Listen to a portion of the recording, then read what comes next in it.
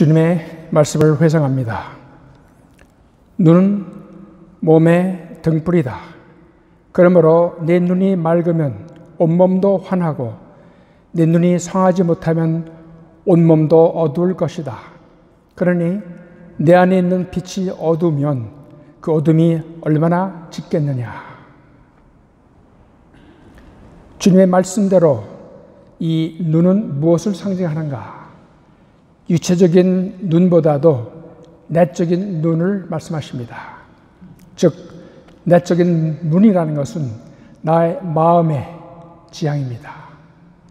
바로 우리 지향이 어떤 지향을 가지고서 내가 매일 일을 하는지, 나의 지향이 어디에 가는지, 내 마음속 그 마음 자세가 어떻게 되어 있는지, 그것을 우리가 볼 때 중요한 것입니다. 주님의 그 말씀을 다른 표현으로 말해본다면 바로 눈은 몸의 등불이다 하는 것은 내 지향이 너의 외적인 행실의 등불이다 하는 말씀이십니다. 우리가 앞으로 어떤 경우에는 외적으로 많은 행실을 합니다. 다들 하죠. 음식도 먹고 대화도 나누고 이것에 봉사도 하고 잘 합니다. 다 좋은 지향이 있기 때문에 그런 외적인 행실이 주님께서 보시기에는 아주 착한 일입니다.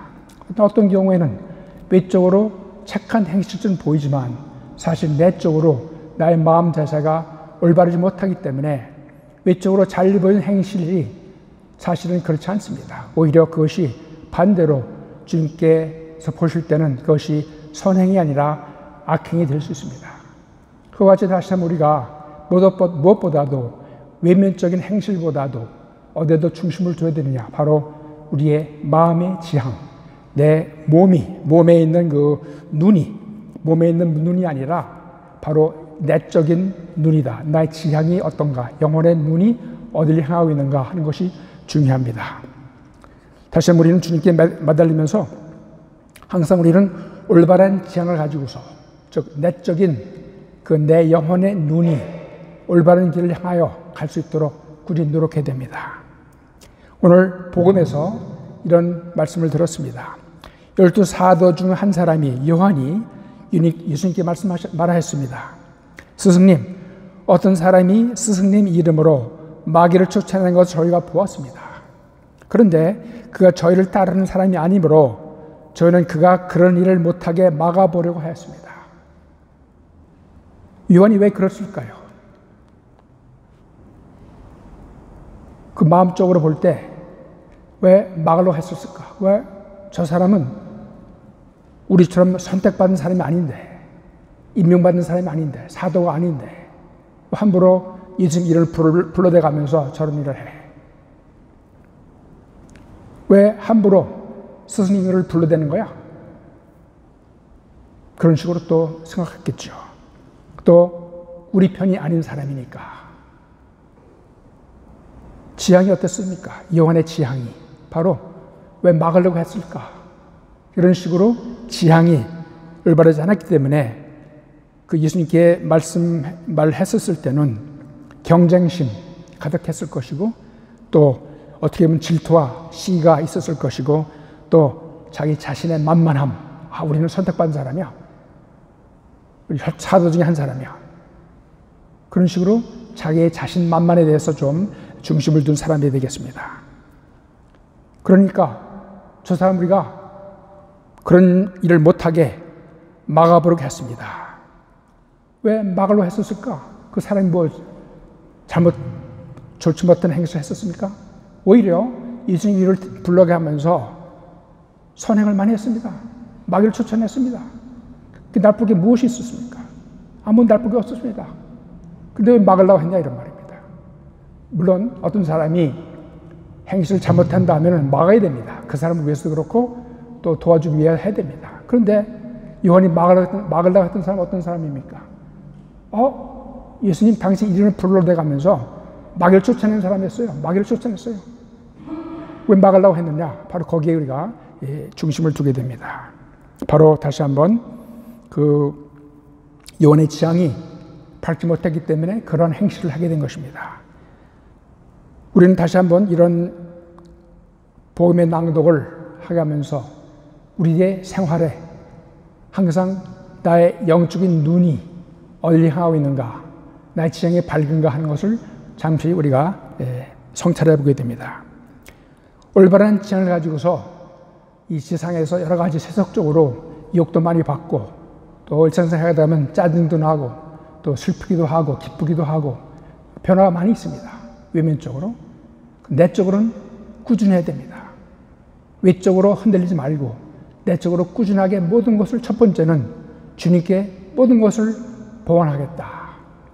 봉헌한다는 것은 주님의 영광을 항상 찾겠다 하는 그런 꾸준한 결심하면서 살아가는 마음을 쓰게 됩니다. 라틴어로 그런 말 들으셨을 것입니다. Deo omnis gloria. 주님께 모든 영광을 드리겠다는 각오를 하고서 우리가 살아가는 것이 신자다운 삶입니다. 우리가 얼마 있지 않으면 미사를 다시 주님께 봉헌하게 됩니다. 미사 드릴 때 이 성찬 전례에 다가가서 예물 봉헌 기도를 드립니다. 신부님이 이 제병을 가지고서, 제병은 빵입니다. 빵을 들고서 이제 바치면서 기도를 드립니다. 그것이 바로 봉헌 기도문인데, 이렇게 기도합니다. 온 누리의 주 하느님 찬미 받으소서. 주님의 너그러우신 은혜로 저의 땅을 잃고 얻은 이 빵을 주님께 바치오니 생명의 양식이 되게 하소서. 미사할 때마다 듣는 그 기도문입니다. 우리가 이 기도문을 들을 때마다 무엇을 회상하게 되느냐? 나의 생애가 빵이 돼서, 밀병이 돼서 주님께 바치겠다, 그런 말씀입니다. 미사할 때만 바친 것이 아니라 내 생애 자체가, 모든 것이 항상 꾸준한 미사의 그 성격을 가질 수 있도록 노력한다, 그런 말입니다. 그것이 바로 이 올바른 지향을 가지고서 나의 일생 생활을 꾸준하게 주님께 봉헌한다는 것, 그러면 영광을 위하여 바친다는 그런 뜻입니다. 그렇게 하기 위해서는 여러분 아시다시피 하시고 계신 것처럼 매일매일, 오늘도 그러셨겠죠. 또 내일도 그러실 것이고, 우리가 죽기 전까지 일상생활 해가면서 매일매일 아침에 기상하자마자 첫 번째 하는 기도문이 무엇입니까? 다 아십니다. 아침 봉헌 기도문이죠. 기상하자마자 새벽에 5시 일어나든지 6시 일어나든지 7시 일어나든지 잠에서 깨어나자마자 첫 번째 할 것이 주님께 지향을 돌린다, 그런 말입니다. 그 봉헌 기도문, 여러 가지 봉헌 기도문이 많이 있지만 이런 구절을 말씀드립니다.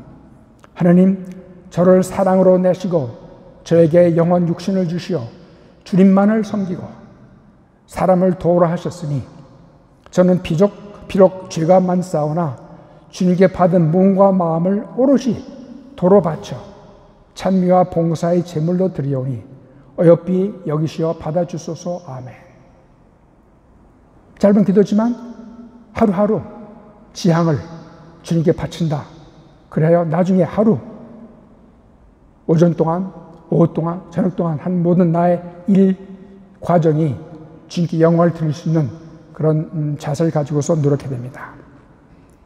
두 번째, 이 참다운 올바른 지향으로 살아가는 것은 내 자신을 주님께 의탁하여 주님께 저를 도구로 사용해 주십시오. 그런 뜻입니다. 우리가 자신을 바쳐서 주님, 제가 어디 있든지 간에 집안에서 설거지를 하든 장터에 나가서 장을 보든 은행에 가서 은행을 뭐든 하든지 간에 그때마다 저는 주님 당신의 도구로서 사용되기를 바랍니다. 거기에 두 번째 그 밝은 지향이 있습니다. 저명한 마더 테레사 성녀의 말씀이 있습니다. 저는 하나님의 연필입니다. 그것도 몽당 연필이라고 말씀하십니다. 나는 하나님의 손 안에 있는 몽당 연필에 불과합니다. 그분이 쓰시고 그분이 생각하고 그분이 결정하십니다. 나는 그분의 손 안에 있는 작은 몽당 연필입니다. 여러분들은 그처럼 생각하시는지? 내 생의 모든 것이 주님께 바쳤기 때문에 주님, 저를 당신의 도구로서, 몽당 연필로서 사용해 주십시오. 그것을 또 자세히 말씀드리자면 가정생활 하신 여러분들, 남편 되신 여러분들, 제가 항상 말씀드리지만 난 남편으로서 내 아내한테 도구의 역할을 한다. 주님, 제 아내의 남편으로서 저를 통하여 저를 도구로 삼으셔서 제 아내의 성화에 도움을 줄 수 있도록 도와주십시오. 그 다음에 아내도 주님께 부탁합니다. 주님, 저는 이 남편의, 이 남자의 그 아내입니다. 그러니 주님, 저를 도구로 삼으셔서 제 남편의 성화에 이바지할 수 있는 도구로 삼아 주십시오. 바로 상호간에 남편과 아내가 그렇게만 할 수 있다면, 꾸준히 노력한다면 그 가정은 항상 성화합니다. 물론 서로 어떤 때는 짜증도 내고 또 화도 내고 있겠죠. 그럼 화가 날 때는 어떻게 합니까? 도구로서 역할을 못하기 때문에 잘못했어. 사과하고 다시 화해를 나누고서 다시 꾸준하게 긍정적으로 나간다는 것. 그것이 참다운 주님의 도구로서 생활하는 그런 자세입니다. 바로 그것이 우리에게 눈에 밝은 눈입니다. 바로 내적인 올바른 지향이지 않습니까? 세 번째로 마지막으로 우리는 다시 한번 이웃을 진심으로 사랑하는 지향을 가지고서 봉사해야 됩니다. 주님의 말씀이 또 있습니다. 너희가 자기를 사랑하는 이들만 사랑한다면 무슨 인정을 받겠느냐? 죄인들도 자기를 사랑하는 이들은 사랑한다. 인간적으로 나를 좋아해? 나도 너 좋아해. 나한테 잘해줘? 나도 저한테 잘해줘. 그것은 사랑이 아닙니다. 뭐 인간적인 사랑을 할 수 있겠지만 참다운 사랑이 아닙니다. 왜 그러냐? 너 지금 나한테 잘해줬지? 근데 마음이 변해가지고 어떤 날은 나한테 잘못해줬어. 잘못했어 나한테. 내가 화를 냅니다. 그 사랑이라 할 수 있겠습니까? 순수한 인간적인 사랑에 멈추면 안 됩니다. 그 올바른 지향이라는 것은 그 다음에 하신 주님의 말씀. 그러나 너희는 원수를 사랑하여라. 어떻게 주님 원수를 사랑할 수 있습니까? 불가능합니다. 올바른 지향을 가지면은 우리가 원수는 없습니다. 또 원수가 있으면 안 됩니다. 그러나 나를 괴롭힌 사람까지도 사랑할 수 있는 지향을 가질 수 있다 그런 말씀입니다. 그렇게 할 때, 살아갈 때 그것이 올바른 천주교 신자로서의 하나님의 자녀로서의 진실한 사랑의 모습을 가지고서 살아갈 수 있는 용기와 힘을 갖게 되는 것입니다. 그래서 다시 한번 이웃을 진심으로 사랑하는 마음 자세를 가질 수 있다는 지향을 가져야 됩니다. 어렵다 하더라도.